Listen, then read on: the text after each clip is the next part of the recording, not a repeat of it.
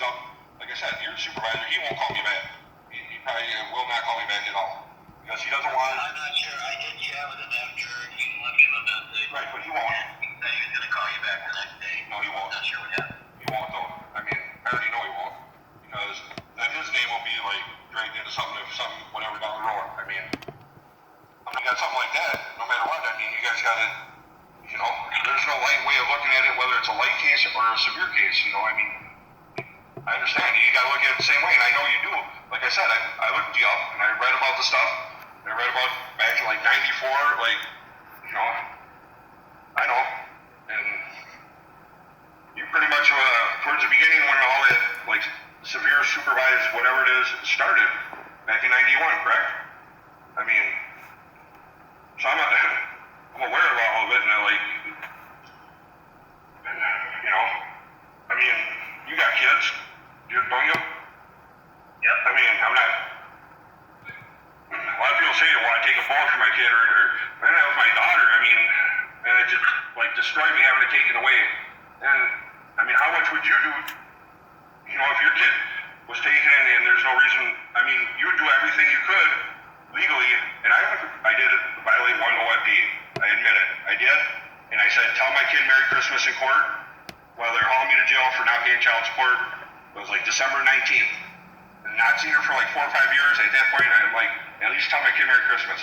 In 18 years, that is the only thing that I did. One violation of OFP for saying that in the courtroom. That was the only thing. I read now, my daughter's deathly afraid of me, like, my daughter doesn't even know me. I want to find out that she wanted to point into my medical records while she was working at Regents Hospital in St. Paul. 3 separate occasions, over 1,000 and some pages of my medical records, she wanted to point into. I just wanted having to go through all that and deal with that. Through health partners and going after them. And, yeah, I mean, you know, a lot of this could have been prevented from the beginning if the courts would have, or the judge would have looked at the evidence that was submitted, and instead of blowing it off and just doing what they normally did, like, you know what I mean? I wanted to do the psych ward, trying to commit suicide, depression, like, I'm fighting a system that, like, is a system that you're supposed to go to try and fix it, you know what I'm saying? And, like, it wore me. I had nothing left. I was drained. I had nowhere, you know, my family members ain't gonna sit there and, like, support me, and, you know, they're only, like, you know, my stepdad was dying of cancer at the time when I moved back here, and I was going through all this court stuff at the beginning while he was dying at home. 6 months to a year to live, you know. He wound up dying at home right before my home birthday, actually. And while at the beginning of all this, like, custody and, you know, at the beginning of all this stuff with my daughters, I mean, I was, man, in a bad spot. Not, like, out across the line or whatever. I always did the right thing. I always, okay, this stuff ain't right in these papers, and I filled out the papers, and I filed papers, went back to court, and I brought all my evidence, and I had to turn around, grab the papers, and fill them out, and go right back again. Because, I mean, I did the process and everything that I was supposed to do all along, but I see that what I was supposed to do, they're not doing their part on, you know what I mean? Every time I did it, it was worse and worse, and they threw more stuff on me. I got stuck with everything, and I got nothing. They didn't force her to even bring my kid to me to even see her, you know? Like, it's crazy, but I'm just glad times are changed from then till now, and you know, and it's a huge thing. Like, it's not just one little thing that's happened from then till now between me and her. It's like a lot of huge things that's been done. Like, she committed 3 felonies going into my medical records 3 separate times, and actually copying them off and then giving them to my daughter to put fear in her. You know, I should not. I mean, I want to get a copy from health partners of all the records that she did copy. I mean, me. You think I'd be vindictive because of all she did and doing all this to me? I'll tell you right now, I never even threw her in the lawsuit because she would have lost her job. I could have sued her for whatever. And not only that, the whole thing is it would have affected my daughter. Now, her mother not having a job, getting fired from her job, and going through all that, now that would hurt my daughter because my daughter would have to suffer, you know what I mean? I stood up and I was bigger than that, and I didn't even do that, you know what I mean? From all she did to me, and I'm telling you, going through the psych ward, trying to commit suicide, forced on medications. Luckily, I was, man, I never did anything violent or, you know, out of control where, you know, most people probably wind up in prison or dead or you know, or like, you know, you see what people, I don't know, but I always did the right thing, you know, at least I can honestly say that I did the right thing all the way through, and I did it the way I was supposed to. I filled the papers, I filed it, went back, and like, you see my point? Like, this woman, you can see, like, she went as far as she could to make my life as miserable as possible and hide everything that she was doing, and was willing to go as far as commit felonies to get my medical records just to scare my kid of me. Like, yeah. So you can't reach out to your daughter now that she's an adult? No, right before she turned 18, Chrissy wanted to file a restraining order and included my daughter in with it, so it dragged out another 2 years for me to even see my kid, because she knew I could see her at 18. Oh yeah, I had an attorney, went to court, and the day before court, my attorney tells me he never even filed any of the evidence I gave him. The text messages between me and Chrissy, me telling her, hey, my daughter goes to school at St. Paul, which I knew, because my cousin's boyfriend, his daughter, had classes with her. Not only that, they're in gymnastics together. I text Chrissy and hey, I did the right thing, regardless. She was going to turn it around, use it against me, which she did. I said, hey, I just want to let you know that my cousin Nicolette, her boyfriend's daughter, goes to school at Kayla. They have classes together, and they're in gymnastics together. I just want you to be aware of it. Nothing will come out, and nothing did ever come out. She never said under, and right there is when they wound up selling that place and moving out to Burnsville. Chrissy turned it around and said, I'm stalking her, I'm showing up at her school, I'm taking pictures of her at gymnastics. Oh no, I had text messages between me and her, me telling her, I want to make you aware, I would never show up at her gymnastics, I would never do anything. I just wanted to let her know that if something did come up, I wanted to let her know beforehand. You know what I mean? I always tried doing the right thing, whether it was going to fuck me or not, because at least I know I can go to sleep and be okay with myself knowing, you know what, and it hurt me, and she wound up saying all that in court, and it pissed me off. My attorney never even filed all the text messages I gave him with the court on my behalf. Like, because he didn't want to do the work, you know what I mean? Like, and they got a word. She says I kidnapped my kid. Okay, I never kidnapped my kid. We went out, we were drinking, we were going to crash at my mom's house. You can look at the police report. We went out drinking, we were arguing and that, and she decided she's going to take off and go home and wants me to wake the kid up, put her in the car so she can go home. I said, the fuck I am. I'm not waking her up, putting her in the car. We were drinking all night. We were going to crash at my mom's, we're at my mom's, let's go to bed. Wound up dragging my brother's girlfriend, she was trying to get out of the car, dragged her down the driveway and took off and went home. She waited like 6 hours to call the cops and then said I kidnapped my kid. I said, no, we were drinking, and I refused to go and wake the kid up and put her in the car while we were drinking, and she was drunk, and let her drive home with my daughter. I refused to do that. Ever since then, in them court papers, ever since that point on, it was always, I kidnapped my kid, and da-da-da-da-da. And I always said all along, I don't want it in them records like that. You make me sound like that, like, read the police report, it's right there. She filed it with the court, so I read it. It says right in there, that never happened. I refused to go and wake my kid up, put her in the car, and let her drive home drunk with my kid. Whole intentions, my mom watched the kid, finally got a day off, we can go and relax, go have a couple drinks. You know, my daughter was only like a couple months old at the time. Hey, we're gonna go back to my mom's, crash out. Well, we were drinking and driving, of course, but, you know, only like about a mile, whatever. But wanted to put the kid in the car, you know. And of course, my daughter woke up and I fed her and all that. I did wind up bringing her over to Chrissy's mom's, which I was living there at the time, to find all my stuff in the front yard, thrown in the front yard, my vehicle, my snowmobile. I had a motorcycle. They just threw everything out in the middle of the street, blocking the street with my vehicles. Everything that I had there, threw it out in the yard, and thought it was like an exchange for my daughter. I'm like, you know, all because she was mad because she thinks she can control everything. Tell me what to do. Like, I'm gonna wake my kid up and put her in the car while we've been drinking? I don't think so. And I'll deal with whatever problem comes on about that because I know I did the right thing. You know what I mean? And the way It sounds like it's been a real contentious relationship there.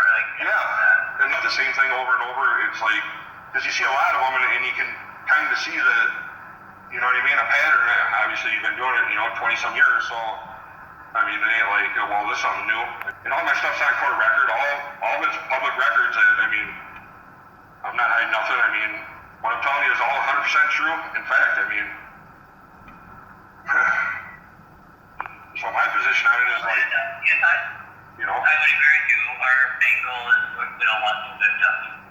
And when we supervise a case, that is our priority, is that we're not setting up situations so there will be victims or risk of no, I'm not saying like I have a concern about her being a victim or like he's a predator and I'm not saying any of that. I mean, I don't even know the guy. So, I mean, I can't go and judge him, but I know that he does have whatever on his record, and they don't give away 25 years probation for nothing.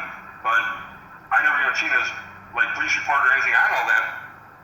All I know is just by the fact it's a sex offender, and that's it. I'm not saying, like, something happened and I'm concerned and I'm making a big deal going down. No.